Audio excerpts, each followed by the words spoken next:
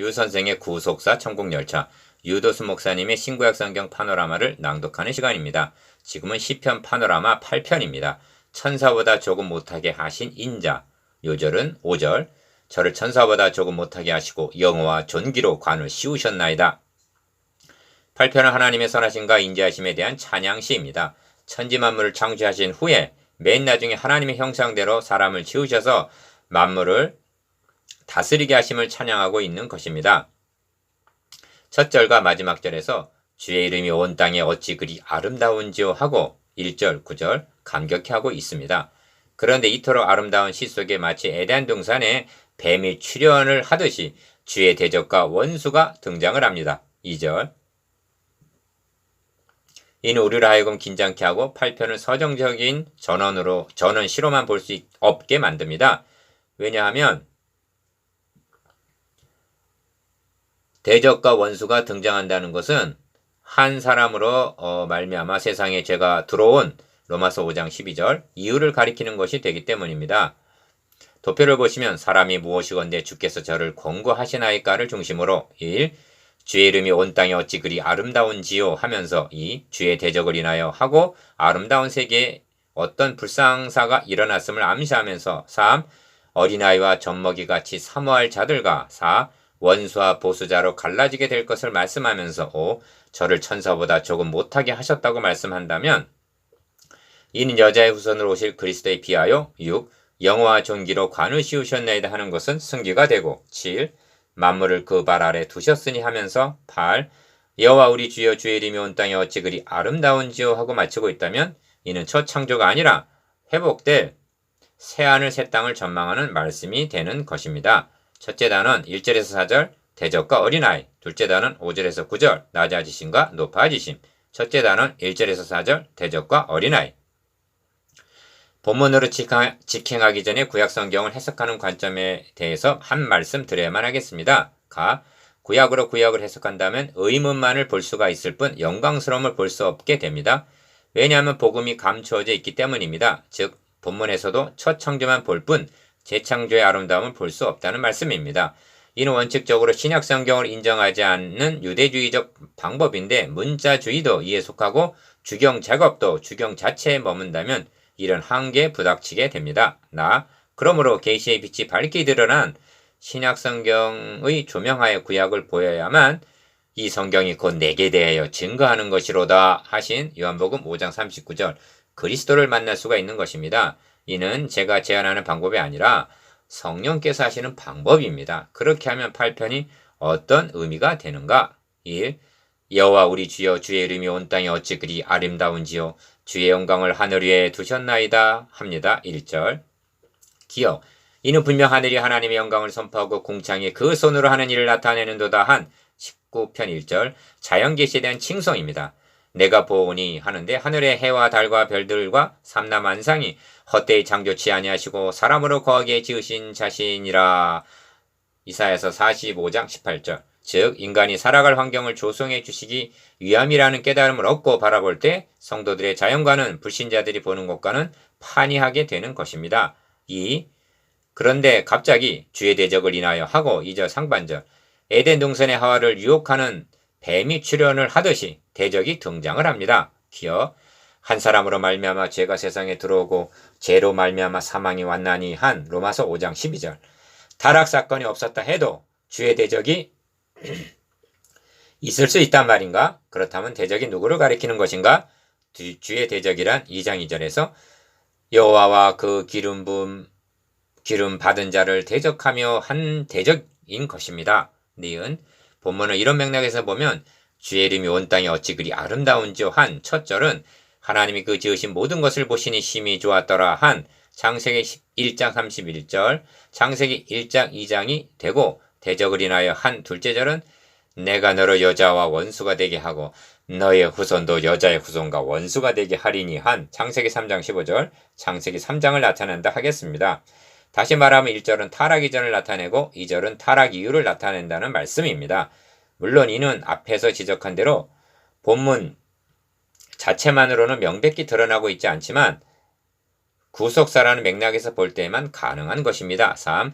주의 대적을 인하여 어린아이와 젖먹이의 입으로 말미암아 권능을 세우시며 2절 상반절 하고 한 절 안에 대적과 어린아이가 함께 등장하면서 대조되어 있습니다. 기억. 주님은 본문을 인용하셔서 그렇다. 어린아이와 젖먹이들의 입에서 나오는 찬미를 온전케 하셨나이다. 함을 너희가 읽어본 일이 없느냐 하셨습니다. 이는 낙이 타고 예루살렘에 입성하실 때 소리를 질러 호산나 다윗의 자손이요 하는 아이들을 보고 부운하여 하는 마태복음 21장 15절 16절 대제사장들과 서기관들을 향해서 하신 말씀입니다. 니은 이 표현 속에는 상징성이 있는데 어린아이는 그리스도를 환영하는 겸비한 자를, 대적이란 배척하고 배척하는 교만한 자를 가리킵니다. 주님께서 8편을 이렇게 보고 계신다면 사람이 무엇이간데 주께서 저를 생각하시며 인자가 무엇이간데 주께서 저를 권고하시나이까 하는 4절 말씀의 의미도 달라질 수밖에 없는 것입니다. 4절 안에는 사람과 인자가 등장을 하는데 놀라운 것은 신약성경 히브리서에서는 인자를 통해서 사람의 몸을 입고 오신 예수 그리스도를 보고 있다는 점입니다. 이 점을 둘째 단원에서 분명히 깨닫게 될 것입니다. 그러니까 8편은 타락에서 끝이고 있는 것이 아니라 하나님의 아들이 인자로 오셔서 또 내가 새하늘과 새 땅을 보니 계시록 21장 1절 라고 한 재창조를 전망하고 있다는 말씀입니다. 4. 이런 맥락에서 이는 원수와 보수자로 잠잠케 하려 하심이니이다 하는데 2절 하반절 바로 대제사장들과 서기관들이 원수와 보수자 입장에 섰던 것입니다. 기어 어떻게 잠잠케 즉 입을 다물도록 하셨는가? 죽은 자 가운데서 다시 살아나심으로 잠잠케 하셨던 것입니다. 베드로는 나면서 안진뱅이가 된 사람을 나사렛 예수 그리스도의 이름으로 걸으라 하고 일으킨 후에 너희와 모든 이스라엘 백성들은 알라. 너희가 십자가에 못 박고 하나님이 죽은 자 가운데 살리신 나사렛 예수 그리스도의 이름으로 이 사람이 건강하게 되어 너희 앞에 섰느니라 하고 사도행전 4장 10절 담대히 증거했던 것입니다. 그리하여 이 사람들을 어떻게 할꼬? 저희로 인하여 유명한 표적이 나타난 것이 예루살렘에 사는 모든 사람이 알려졌으니 우리도 부인할 수 없는지라 하고 사도행전 4장 16절 입을 다물게 했던 것입니다. 그래서 대적과 어린아이가 함께 등장하는 것입니다. 둘째 단은 5절에서 9절 낮아지심과 높아지심. 5. 저를 천사 하나님보다 조금 못하게 하시고 말씀하는데 5절 상반절 기어 신약성경은 이를 해설해 주기를 오직 우리가 천사들보다 잠깐 동안 못하게 하심을 입은 자 히브리서 2장 9절 즉 자기를 비어 종의 형체를 가져 사람들과 같이 대신 빌립보서 2장 7절 그리스도로 증거하고 있는 것입니다. 6. 그리고 영어와 종기로 관을 씌우셨나이다 한 말씀을 5절 하반절 영광과 종기로 관 쓰신 예수를 보니 하고 히브리서 2장 9절 중반절 부활 승천하셔서 하나님 우편에 앉으신 승귀로 해석을 해주고 있습니다. 기어 이런 해석이 가능한 것은 주의 대적을 인하여 어린아이와 젖먹이의 입으로 말미암아 권능을 세우시며 한 2절 상반절 말씀을 주께서 자신과 결부를 시키셨고 본문을 밝히 드러난 신약의 빛을 통하여 구속사라는 맥락에서 보기 때문에 가능한 것입니다. 7. 주의 손으로 만드신 것을 다스리게 하시고 만물을 그 발 아래 두셨으니 한 말씀도 6절 해설해 주기를 기어 만물을 그 발 아래 복종케 하셨느니라 하였으니 만물로 저에게 복종케 하셨은즉 복종치 않은 것이 하나도 없으나 지금 우리가 만물이 아직 저에게 복종한 것을 보지 못하고 하고 히브리서 2장 8절 미래에 되어질 즉 너의 원수로 너의 발등상 되게 하기까지 너는 내 우편에 앉으라 하셨도다 해서 110편 1절 성취될 것으로 보고 있는 것입니다. 니은 바울 사도도 평강의 하나님께서 속히 사단을 너희 발 아래서 상하게 하시리라 하고 로마서 16장 20절 만물을 그 발 아래 복종케 하실 날을 대망하였던 것입니다. 8. 그리고 8편이 여호와 우리 주여 주의 이름이 온 땅에 어찌 그리 아름다움지요 하고 9절 마치고 있다면 이를 통해서 신약의 성도들은 또 내가 새하늘과 새 땅을 보니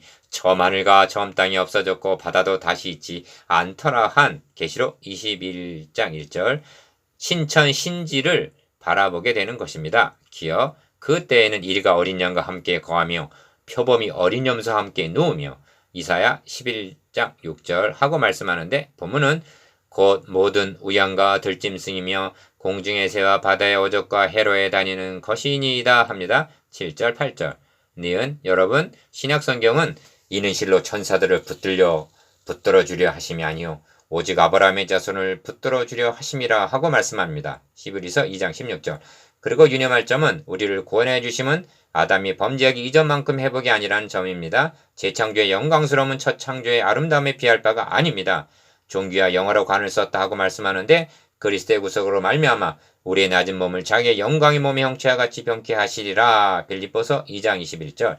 즉 우리들도 존귀와 영화로 관을 쓰게 된다는 것입니다. 이를 생각한다면 우리들도 사람이 무엇이건대 주께서 저를 생각하시며 권고하시나이까 하고 4절 감격히 할 수밖에 없는 것입니다. 디귿 제가 선을 행하다가 낙심이 되어 어느 산에 올라가 기도하기를 하나님께서 종을 보시기에 어떠합니까? 하나님께서 보시는 종의 모습을 종으로 보게 하소서 하고 기도하였을 때 하나님은 본문을 통해서 내가 너에게 영어와 존귀로 관을 씌워 주었다 하셨습니다.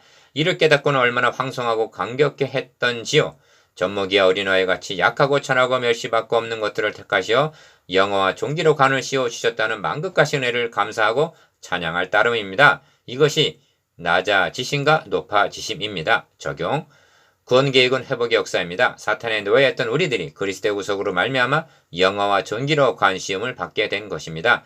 천지 만물, 교회, 가정, 직장, 이웃을 내가 보오니 한 새로운 관점으로 보아야만 하겠습니다. 묵상, 기억, 1차적인 찬양이 무엇인가와 우리에게 이러한 간격이 있는지에 대해서 니은, 대적과 원수와 어린아이가 함께 등장하는 2절에 대해서 디귿, 신약성경은 이 시를 통해서 그리스도의 어떤 면을 증거하고 있는가에 대해서